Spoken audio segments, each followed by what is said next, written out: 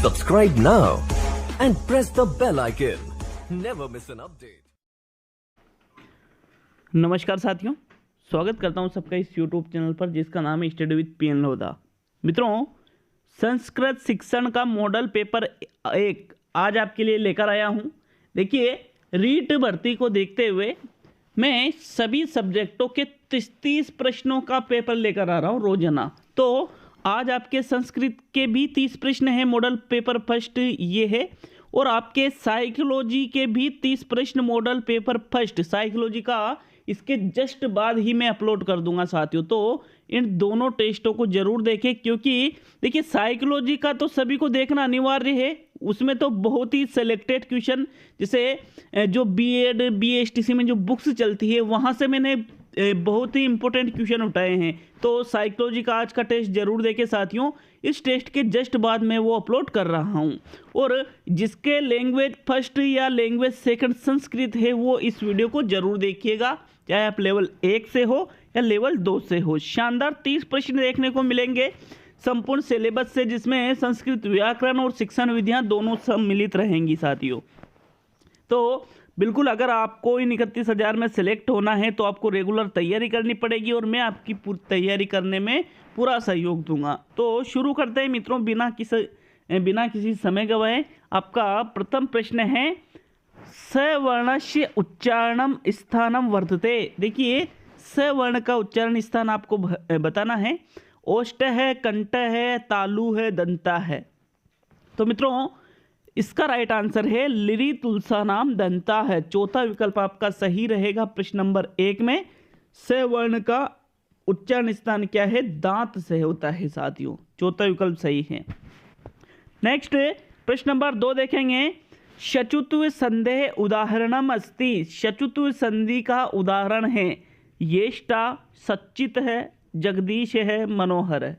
तो देखिए, शचुत्व संधि किसके अंतर्गत आती है साथियों? व्यंजन संधि का ही एक भाग है ये संस्कृत के अंदर। देखिए, हिंदी में तो नियम चलते हैं, लेकिन संस्कृत में इसके अलग अलग नाम आ जाते हैं शचुत्व संधि। जैसे व्यंजन संधि में बहुत सारी संधियाँ होती है, विसर्ग में भी होती है साथियों। जो शचुत्व संधि है उसका यहाँ पर उदाहरण है सच्चित। सत प्लस चित, इसका संधि विच्छेद क्या होगा? सत प्लस चित है, तो आपका शब्द बनेगा सच्चित है। दूसरा विकल्प सही है साथियों प्रश्न नंबर 2 में। नेक्स्ट प्रश्न नंबर 3 देखेंगे। जशतु संदेह उदाहरणम अस्ति। जशतु संधि का उदाहरण है तट्टिका, रामश्येते, वागीश है और हरिम वंदे। तो मित्रों, जशतु संधि का आपको उदाहरण बताना है। तो मित्रों देखिए, जशतु संधि का आपको उदाहरण बताना है। यहाँ पर ये जो 4 विकल्प हैं इनमें से आपका सही आंसर रहेगा वागीश। वागीश का संधि विच्छेद होगा साथियों वाक प्लस ईश, बराबर शब्द बन जाएगा आपके वागीश है। तीसरा विकल्प सही है प्रश्न नंबर 3 में। नेक्स्ट प्रश्न नंबर 4 पे आते हैं मित्रों। कृष्णस्य समीपम समास पदम अस्ति। ये जो कृष्णस्य समीपम ये शब्द है, इसका समास पद बताना है। कृष्ण समीप है, उपकृष्ण है, कृष्णस्य समीप है और उपकृष्णम। तो साथियों राइट आंसर बताना है आपको प्रश्न नंबर 4 में। देखिए, प्रश्न नंबर 4 में आपका जो सही आंसर है कृष्णस्य समीपम, इसका समास पद बनेगा उपकृष्णम। क्या बनेगा साथियों? समसामसिक पद इसका उपकृष्णम। चौथा विकल्प सही है। देखिए, ये तो समास विग्रह और ये सामसिक पद। नेक्स्ट प्रश्न नंबर 5 पे आते हैं मित्रों। निष्पापम इत्यस्मिन पदे उपसर्ग है वर्तते। ये जो निष्पापम शब्द है इसमें कौन सा उपसर्ग लगा हुआ है? निस, निश, नी और सर्वाणी। तो देखिए, निष्पापम शब्द में आपके निस उपसर्ग का प्रयोग हुआ है, निस ये वाला। आपका प्रथम विकल्प इसमें राइट आंसर है प्रश्न नंबर 5 में। नेक्स्ट प्रश्न नंबर 6 पे आते हैं। देखिए, निष्पापम का विच्छेद क्या होगा? नी है प्लस पापम, ये इसका विच्छेद होगा, लेकिन नी है कोई उपसर्ग नहीं होता है, उपसर्ग होता है साथियों निस, इसलिए प्रथम विकल्प यहाँ सही है। नेक्स्ट प्रश्न नंबर 6। तत् शब्दस्य चतुर्थी एक वचने रूपम अस्ति। तत् शब्द का चतुर्थी एक वचन रूप है। तस्मै, ते है, तेन, ताभ्याम। मित्रों, तत् शब्द का चतुर्थी एक वचन रूप है तस्में, प्रथम विकल्प आपका सही है प्रश्न नंबर 6 में। तो छठा प्रश्न है यहाँ पर प्रथम विकल्प। नेक्स्ट प्रश्न नंबर 7 देखेंगे। 7वां क्वेश्चन आपके आता है, शुद्धम अस्ति, शुद्ध कौन सा है? अच्छी तरह से देखना है इस क्वेश्चन को। ग्रामम अजाम नैति, ग्रामात अजाम नैति, ग्रामाम अजाम नैति और ग्रामा अजाय नैति। तो साथियों, इनमें से शुद्ध बताना है प्रश्न नंबर 7 में आपको। मित्रों देखिए, इसमें से शुद्ध वाक्य है ग्रामम अजाम नैति, प्रथम विकल्प आपका सही है प्रश्न नंबर 7 में। नेक्स्ट प्रश्न नंबर 8 पे आते हैं साथियों। आपके 8वां क्वेश्चन है, पिता पुत्र पर क्रोध करता है, निम्नलिखितेषु शुद्ध रूपम अस्ति। ये जो वाक्य है इसका शुद्ध रूप है पिता पुत्रे क्रुध्यति, पिता पुत्रस्य क्रुध्यति, कुप्यति, पिता पुत्राय क्रुध्यति और पिता पुत्रेण कृप्यति। तो साथियों, राइट आंसर बताना है आपको। पिता पुत्र पर क्रोध करता है, इसका सही जो रहेगा अनुवाद संस्कृत में वो रहेगा साथियों आपका विकल्प नंबर 3, पिता पुत्राय क्रुध्यति। तो तीसरा विकल्प सही है। देखिए, ऐसे प्रश्न कैसे सही किए जाते हैं साथियों कि यहाँ पर क्रोध करना। अब क्रोध करने के अर्थ में कौन सी धातु, कौन सी विभक्ति का प्रयोग किया जाता है, आपको ये चीज़ें पता होना चाहिए। तो उसी आधार पे आपको ये अनुवाद आसानी से आप इनको सही कर सकते हो। जैसे बताइए, कौन सा क्रोध करने के अर्थ में कौन सी विभक्ति का प्रयोग होता है? याद हो तो बताओ आप। अगर याद हो तो आप आराम से यहाँ पुत्राय वाला आंसर कर देते। तो नेक्स्ट प्रश्न नंबर 9 देखेंगे मित्रों। 9वां क्वेश्चन है, सहयुक्ते प्रधाने अनेन विधीयते द्वितीया तृतीया चतुर्थी पंचमी। सहयुक्त के प्रधान में कौन सी विभक्ति होती है साथियों? प्रश्न नंबर 9 में आपको बताना है। सह, साकम, सार्धम, ऐसे कुछ शब्द सुना होगा आपने। मित्रों, राइट आंसर रहेगा इसका, इसमें सहयुक्ते आपके तृतीय विभक्ति होती है। कौन सी विभक्ति होती है? तृतीय। दूसरा विकल्प आपका सही रहेगा प्रश्न नंबर 9 में। सह, साकम, सार्धम, ऐसे इनमें तृतीय विभक्ति का प्रयोग किया जाता है। नेक्स्ट प्रश्न नंबर 10 देखेंगे। हिमालयात गंगा प्रभवती कस्य उदाहरणम, किसका उदाहरण है ये? अकथित है, भुव प्रभव है, कर्मणि द्वितीय, आधारो अधिकरण है। तो हिमालय से गंगा निकलती, मतलब हिमालयात गंगा प्रभवती, ये किसका उदाहरण, मतलब किससे बना है ये? राइट आंसर बताइए साथियों प्रश्न नंबर 10 में। मित्रों, राइट आंसर है भुव प्रभव, मतलब उत्पन्न होने से संबंधित है ये, इसलिए आपका दूसरा विकल्प सही है प्रश्न नंबर 10 में। प्रश्न नंबर 11 है, स्तुत्य है, इत्यत्र प्रत्यय है। ये जो स्तुत्य शब्द है इसमें कौन सा प्रत्यय है? क्यप, यत, अनियर और यम। स्तुत्य शब्द में आपको प्रत्यय बताना है साथियों प्रश्न नंबर 11 में। राइट आंसर बताइए। देखिए, आपका जो स्तुत्य शब्द है इसमें क्यप प्रत्यय लगा हुआ है। कौन सा प्रत्यय लगा हुआ है? क्यप। प्रथम विकल्प आपका यहाँ पर सही रहेगा प्रश्न नंबर 11 में। प्रश्न नंबर 12 आता है साथियों, वाचक है अस्मिन पदे प्रत्ययो अस्ति। ये जो वाचक शब्द है इसमें प्रत्यय है त्रिच प्रत्यय, क्यप प्रत्यय, णित प्रत्यय और नहुल प्रत्यय। तो साथियों, राइट आंसर बताइए, वाचक शब्द में कौन सा प्रत्यय लगा हुआ है? देखिए, ये जो वाचक शब्द है इसमें नहुल प्रत्यय का प्रयोग हुआ है मित्रों। कौन से प्रत्यय का? नहुल। चौथा विकल्प आपका सही है प्रश्न नंबर 12 में। नेक्स्ट प्रश्न 13 देखेंगे। मालिनी छंदसी प्रतिचरण वर्णा भवंती। मालिनी छंद में के प्रतिचरण में कितने वर्ण होते हैं? अष्ट है, पंचदश है, सप्तदश है, चतुर्दश है। तो साथियों, राइट आंसर बताइए प्रश्न नंबर 13 में। मालिनी छंद में कितने वर्ण होते हैं प्रत्येक जो उसका चरण होता है उसमें? मित्रों, मालिनी छंद में प्रत्येक चरण में पंचदश मतलब 15 वर्ण होते हैं। कितने वर्ण होते हैं? 15। दूसरा विकल्प आपका सही रहेगा प्रश्न नंबर 13 में। देखिए, प्रश्न 14 पे चलते हैं। आपके 14वां क्वेश्चन है, राजा धनम ददाती, या अतिरिक्त स्थान की पूर्ति करनी है। ब्राह्मण है, ब्राह्मणा है, ब्राह्मणाई और ब्राह्मणात्। तो साथियों, राइट आंसर बताइए, कौन सा शब्द यहाँ पर सही रहेगा प्रश्न नंबर 14 में। मित्रों, राजा ब्रह्मणाय धनम ददाति, तीसरा विकल्प सही रहेगा प्रश्न 14 में। नेक्स्ट प्रश्न नंबर देखिए देने के अर्थ में है ये यहाँ पर। प्रश्न नंबर 15 देखेंगे, 15वां क्वेश्चन है साथियों। प्रश्न 15 आता है, शानच प्रत्यय प्रयोगे वर्तते। शानच प्रत्यय का प्रयोग होता है परमेशपदी धातु, आत्मनेपदी धातु, उभयपदी धातु और न को अपि। तो मित्रों, जो शानच प्रत्यय है इसका प्रयोग कौन सी धातु में होता है? तो आपका आंसर रहेगा आत्मनेपदी धातु में। किस में होता है? आत्मनेपदी धातु में। दूसरा विकल्प सही रहेगा प्रश्न 15 में। ये जो प्रश्न है ये भी बहुत ही सिलेक्टेड क्वेश्चन है, आपको लगा होगा लेवल बहुत ही अच्छा है इनका। नेक्स्ट प्रश्न नंबर 16 देखेंगे साथियों। निम्नांकित पदेषु लोट लकार है रूपम अस्ति, पटिष्यामि, खादेत, अगच्छन और नैतु। तो लोट लकार का रूप कौन सा है इनमें से चार विकल्पों में से? देखिए लट, लिरिट, लोट, लिंग, विधिलिंग, ऐसे जो लकार है इसमें लोट लकार का रूप आपको बताना है साथियों। प्रश्न नंबर 16 में बताइए साथियों। इसका राइट आंसर है नैतु। चौथा विकल्प आपका सही है प्रश्न नंबर 16 में। लिए लोट लकार का रूप है प्रश्न 16 में चौथा विकल्प। नेक्स्ट प्रश्न नंबर 17 पे देखेंगे। गे ज्ञानी वाला शुद्ध है, उच्चारण क्रम है, वर्तते। गे ज्ञानी वाला जो है इसका शुद्ध उच्चारण क्रम बताइए। पहला विकल्प है ग, ये और अ, हलंत लगा हुआ है ग और ये में। दूसरा है ग, न, प और अ। तीसरा है ज, ये, अ और चौथा है न को अपि। तो साथियों राइट आंसर बताए प्रश्न नंबर 17 में। इसका राइट आंसर क्या रहेगा?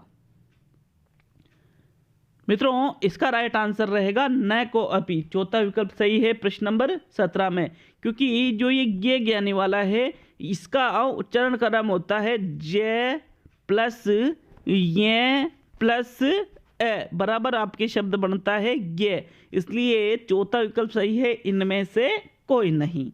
नेक्स्ट प्रश्न नंबर 18 देखेंगे। 18वां क्वेश्चन है, पाठशाला विधि है पारंपरिक विधि, नवीन विधि, नवीनतम विधि और उपागम विधि। तो पाठशाला विधि क्या है साथियों? एक पारंपरिक विधि है। कौन सी विधि है ये? पारंपरिक। प्रथम विकल्प आपका सही रहेगा प्रश्न नंबर 18 में। नेक्स्ट प्रश्न नंबर 19 देखेंगे मित्रों। 19वां क्वेश्चन है, रामकृष्ण गोपाल भंडारकर विधि रस्ती। प्रत्यक्ष विधि है, व्याकरण अनुवाद विधि है, कक्षा नायक है विधि, पाठ्य पुस्तक विधि। तो रामकृष्ण गोपाल भंडारकर की विधि है साथियों व्याकरण अनुवाद विधि इनकी विधि है। दूसरा विकल्प सही है, रामकृष्ण गोपाल भंडारकर ने कौन सी विधि दी? व्याकरण अनुवाद विधि। नेक्स्ट प्रश्न नंबर 20 20वां क्वेश्चन है साथियों। किम उपागमे वाक्यस्य आधारित है वाक्य संगठन प्रक्रिया प्रयोगे। किस उपागम में वाक्यों पर आधारित वाक्य संगठन प्रक्रिया का प्रयोग किया जाता है? व्याकरण विधि है, मूल्यांकन विधि है, सहग्रंथन विधि है और हर्बर्ट विधि है। तो देखिए मैंने कहा था कि इंपॉर्टेंट क्वेश्चन जरूर लेकर आऊँगा, और ये इतने इंपॉर्टेंट क्वेश्चन हैं बुक में ढूंढ कर देखिए, आपको हर जगह मिल जाए तो गारंटी। मित्रों प्रश्न नंबर 20 में आपका तीसरा विकल्प है, सहग्रंथन उपागम में वाक्यों पर आधारित वाक्य संगठन प्रक्रिया का प्रयोग किया जाता है। तीसरा विकल्प आपका इसमें सही है। नेक्स्ट प्रश्न नंबर 21 देखेंगे साथियों। बालक है स्वयमेव है अनुभूति प्रकट करोति। बालक स्वयं की अनुभूति प्रकट करता है श्रवण के माध्यम से, वाचन के माध्यम से, लेखन के माध्यम से और वाचन और लेखन के माध्यम से। साथियों इसका राइट आंसर है बालक खुद के जो विचार है उनको वाचन बोल करके और लेखन लिख करके प्रकट करता है। चौथा विकल्प आपका सही है प्रश्न नंबर 21 में। नेक्स्ट प्रश्न नंबर 22 देखेंगे साथियों। 22वां क्वेश्चन है, लघुत्तरात्मक प्रश्न है सीमा है भवेत। जो लघुत्तरात्मक प्रश्न है इनकी सीमा होनी चाहिए 60 शब्द, 150 शब्द, 10 शब्द और 20 शब्द। तो देखिए वस्तुनिष्ठ प्रश्नों की जो उत्तर सीमा है वो तो 1 शब्द 2 शब्द की होती है।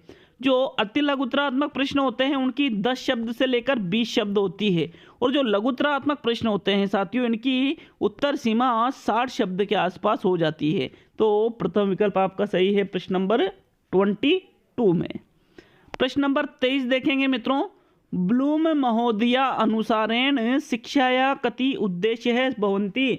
ब्लूम महोदय के अनुसार शिक्षा के कितने उद्देश्य है? 5, 7, 3, 2। कितने हैं साथियों? ब्लूम महोदय ने शिक्षा के 3 उद्देश्य बताए हैं। कितने उद्देश्य बताए हैं? 3 उद्देश्य। तीसरा विकल्प आपका सही रहेगा प्रश्न नंबर 23 में। नेक्स्ट प्रश्न नंबर 24 देखेंगे साथियों, आपके 24वां क्वेश्चन है, क्रीड़ा पद्धतिया प्रवर्तक है क्या है?